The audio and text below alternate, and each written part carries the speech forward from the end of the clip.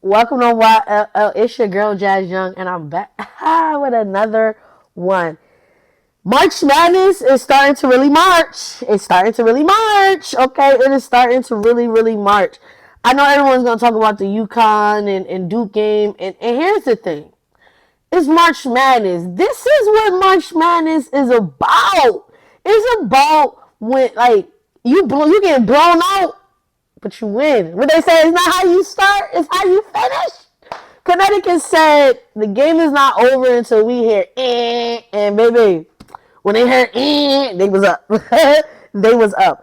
I don't understand though why Duke does this. Like they did this against North Carolina when they were playing North Carolina at North Carolina, where they was winning the entire game, and then they just allowed a nice shot on the corner for a three to lose the game.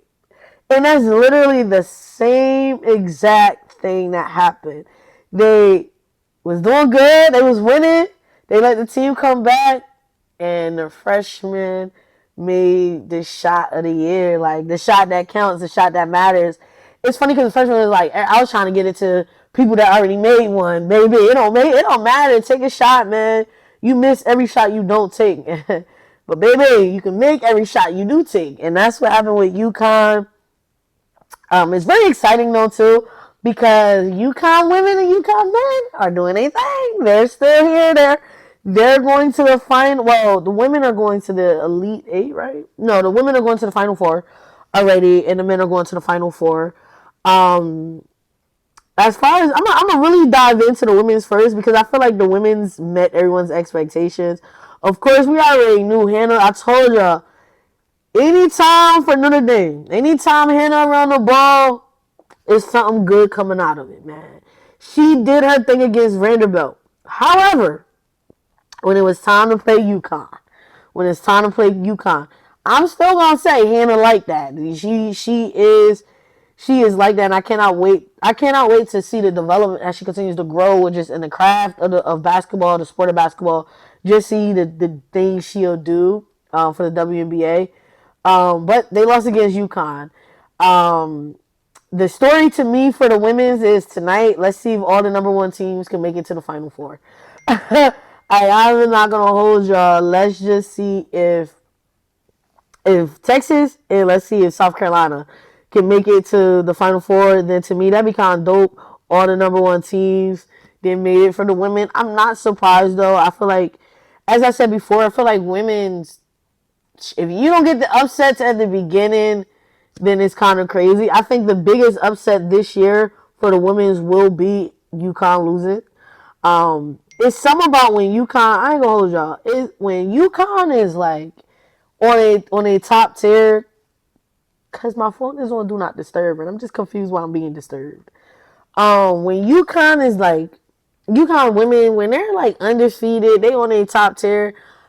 I'm sorry. I think they're hard to beat. I truly think they're hard to beat. When I think about the women's, y'all already know I'm a South Carolina fan. I will never not say that. When it comes to Dawn Staley, I'm here for that. However, that's gonna have to be the like what team could beat UConn this year. I think UConn might take it all. But we'll see after the Final Four. Then I give a better prediction of who I think will win for the women's. But it's typical tonight. We got Texas versus Michigan, and we got South Carolina versus TCU. I'll be surprised if TCU beats South Carolina, but at the end of the day, South Carolina be having bad games. Um, so I don't know, but their backcourt duo right now is killing it. So I don't know. I'm gonna go with Texas, South Carolina because that's what I'm gonna go with. I would love to see an upset though within the next like these games. I would love to see TCU win and I would love to see Michigan win.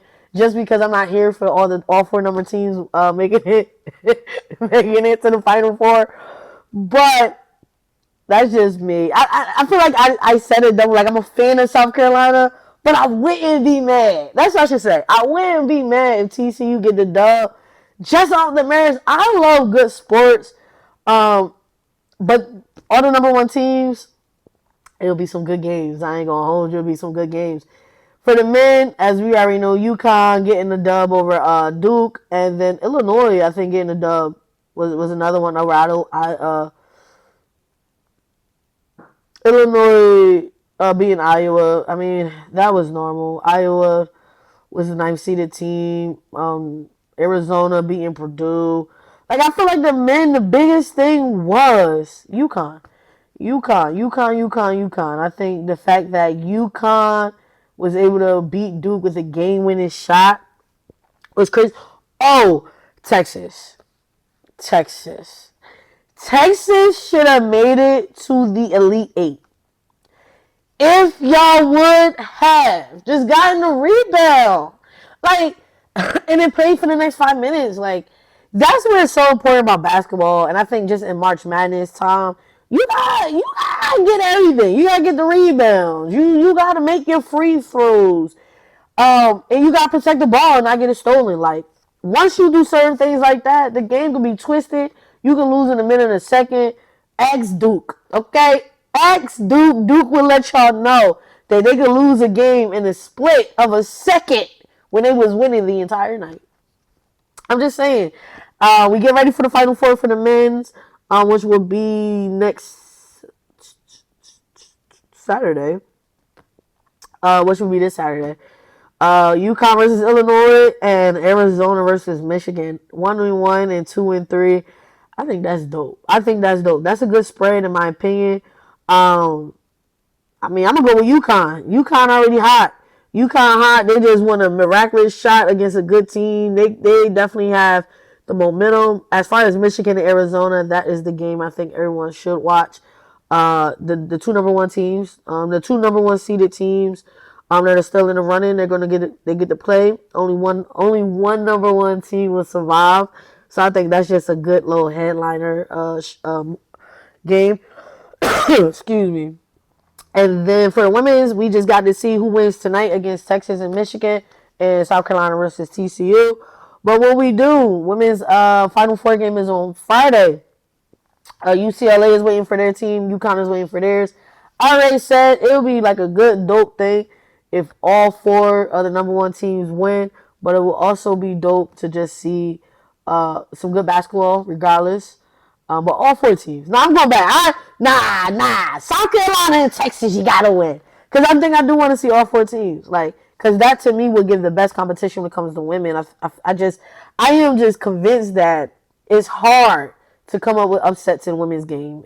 Women's game. Not saying it's predictable, but talent. You see talent. Talent is the talent. Like women's team is based off of the talent that they have.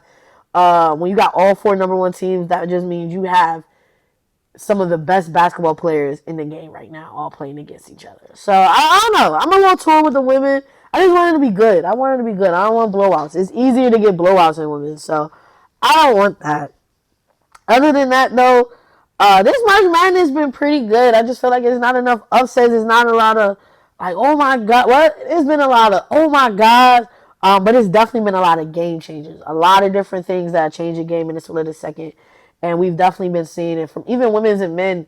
There was a couple of women's games that I was just like, dang, this should have been an upset, but they let the game get away from them. With that being said, I hope y'all look out for me, check out for me later today for get my spirit back to D. And for Wednesday, I've come to the conclusion we're only talking about one thing and one thing only. So be on the lookout for that. With that being said, I love and I appreciate y'all. Peace, peace, peace.